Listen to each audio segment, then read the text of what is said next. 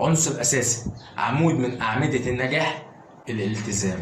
علشان تبقى شخص ناجح لازم تتعلم حاجة اسمها التزام. التزام في حياتك، التزام في شغلك، التزام في دراستك، التزام في المهمات الصغيرة اللي عندك دلوقتي.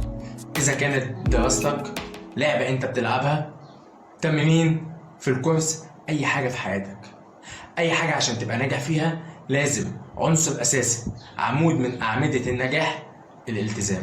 تخيل كم مرة أنت أخدت قرار بإنك تتغير أو إنك تكتسب المهارة الفلانية بس بسبب الالتزام ما قدرتش تعمل كده.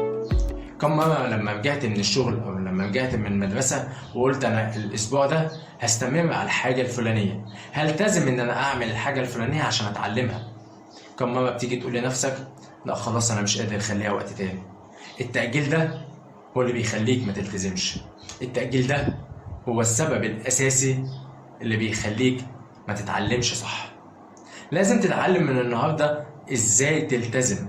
أنت عارف علشان تقدر تتعلم الالتزام صح محتاج في وقت ما أنت مش قادر وجاي من بره وخلاص مش قادر وعايز تنام تقوم تعمل المهمة اللي أنت عايزها. ساعتها هتعرف يعني إيه التزام.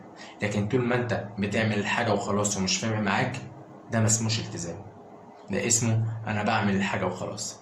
علشان كده لازم تاخد قرار من النهارده بإنك تلتزم. التزامك يكون نابع منك أنت. ما تستناش إن حد يجي يزقك ويقول لك قوم اعمل، لا، أنت المسؤول عن نفسك. لازم تخلي بالك إن أنت اللي تعمل الحاجة دي، ما تخليش أي حد يشجعك إنك تعملها. أنت الملتزم على النجاح فكرتك. علشان كده الالتزام هو عنصر أساسي في النجاح.